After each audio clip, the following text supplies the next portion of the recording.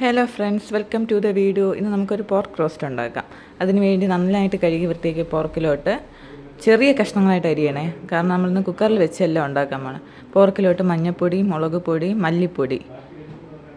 മുളക് പൊടി കുറച്ചിട്ടാലും മതി, മഞ്ഞൾപ്പൊടിയും കുറച്ച്, മല്ലിപ്പൊടിയും മസാലയും കുരുമുളകുമാണ് കൂടുതൽ നിൽക്കേണ്ടത്. മഞ്ഞൾപ്പൊടി ഇട്ടിട്ടുണ്ട് നമ്മൾ. അടുത്ത് മല്ലിപ്പൊടി. എൻ്റെ കയ്യിൽ ഗരം മസാല ഇല്ലാത്തതുകൊണ്ട് ഞാൻ വാങ്ങിയ മീറ്റ് മസാലയാണ് ഇട്ടത്. അതുകൊണ്ട് കുറച്ച് കൂടുതൽ ഇടേണ്ടി വരും മീറ്റ് മസാല.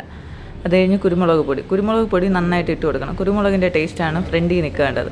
അത് കഴിഞ്ഞ് നമ്മൾ പതുക്കെ ഗ്യാസ് ഓൺ ചെയ്യണം. ഗ്യാസ് ഓൺ ചെയ്തിട്ട് നന്നായിട്ട് വഴറ്റി കൊടുക്കണം. ഇഞ്ചി വെളുത്തുള്ളി പീസായിട്ട് അരിഞ്ഞത്, പേസ്റ്റ് ഇടണ്ട, പീസായിട്ട് അരിഞ്ഞത് ഇട്ടാൽ മതി.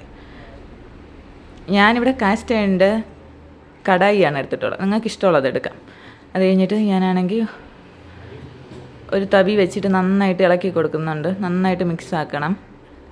ഹൈ ഫ്ലെയിമിൽ വെക്കണേ. ഹൈ ഫ്ലെയിമിൽ വെച്ചിട്ട് നന്നായിട്ട് ഇതെല്ലാം കൂടെ ഒന്ന് മിക്സ് ചെയ്ത് കൊടുക്കണം. നന്നായിട്ട് മിക്സ് ചെയ്തിട്ട് നന്നായിട്ടൊന്ന് വെച്ചാൽ നല്ല സമയം എടുത്ത് തന്നെ മിക്സ് ചെയ്യണം. ഹൈ ഫ്ലെയിമിൽ തീയിരിക്കണം. ഞാൻ മിക്സ് ചെയ്ത് കൊടുത്തുകൊണ്ടിരിക്കുന്നുണ്ട് ഇവിടെ. പോർക്ക് നന്നായിട്ട് വെച്ചാൽ നല്ല ടേസ്റ്റാണ്. പക്ഷേ വെക്കാൻ അറിഞ്ഞുകൂടെങ്കിൽ ടേസ്റ്റ് വരില്ല. അത് നമ്മൾ കഴിക്കും പോലെ ഇരിക്കും. പിന്നെ ഇത് ഞാൻ വാങ്ങിച്ചതിനേക്കാളും നല്ല സ്മോൾ പീസായിട്ടാണ് അരിഞ്ഞത്. കുക്കറിൽ വെക്കാത്തതുകൊണ്ട് ഞാൻ അടച്ച് വെച്ച് വഴറ്റിയാണ് വേവിക്കാൻ പോകണം. അതുകൊണ്ട് നല്ല ചെറിയ പീസായിട്ട് തന്നെ ഞാൻ അരിഞ്ഞെടുത്തിട്ടുണ്ട്. അല്ലെങ്കിൽ വെന്ത് കിട്ടൂല. നന്നായിട്ട് ഇളക്കി കൊടുക്കണം. നന്നായിട്ട്. അത് കഴിഞ്ഞിട്ട് വെള്ളം ഒഴിച്ചു കൊടുക്കണം. വെള്ളം എന്ന് വെച്ചാൽ ഇത് മുങ്ങി നിൽക്കാൻ കണക്കിന് വെള്ളം. കാരണം നമ്മൾ അടച്ച് വെച്ചല്ലേ വേവിക്കുന്നത്. അത് റോസ്റ്റായിട്ടാണ്.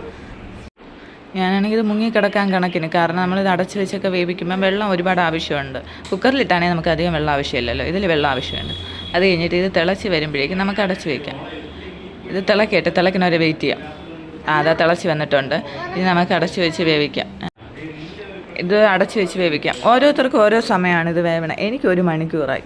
5 മിനിറ്റ് ഞാൻ നന്നായിട്ടൊന്ന് ഇളക്കും. 5-10 മിനിറ്റിനകത്ത് ഇളക്കും. കാരണം അടിയിൽ പിടിക്കരുതല്ലോ. നോൺ സ്റ്റിക്ക് ആണെങ്കിൽ അടിയിൽ പിടിക്കില്ല.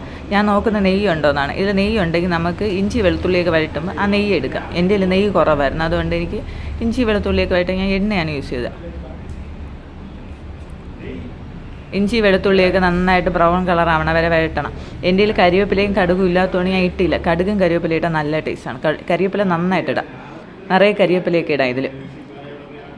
എൻ്റെ കയ്യിൽ കരിവേപ്പില ഇല്ലാത്തതുകൊണ്ട് ഞാൻ ഇട്ടില്ല. അപ്പുറത്ത് പോയാണ് എടുക്കുന്നത്. ഇന്ന് അവിടെ കാട് പിടിച്ച് കിടക്കണോണ്ട് ഞാൻ പോകാൻ മടിച്ചിട്ടിരിക്കുകയായിരുന്നു.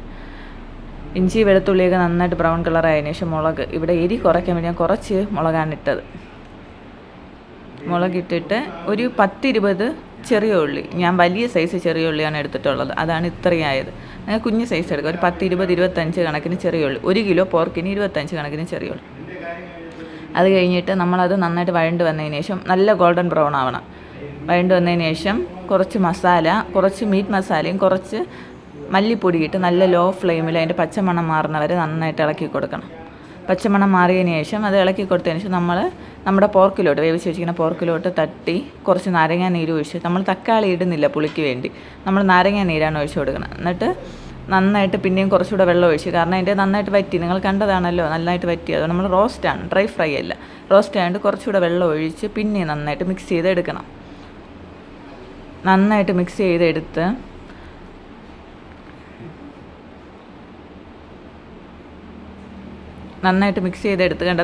തിളച്ചത് കഴിഞ്ഞ ഉടനെ നമുക്ക് നിറച്ച് കുരുമുളക്, നമ്മുടെ കയ്യിൽ ഫ്രഷായിട്ട് പൊടിച്ച കുരുമുളക് തന്നെ ഇടണം. ഇട്ട് തീ ഓഫ് ചെയ്യാം. ഇനി തീ ഓഫ് ചെയ്ത് നന്നായിട്ടൊന്നുകൂടെ വരട്ടിയെടുത്ത്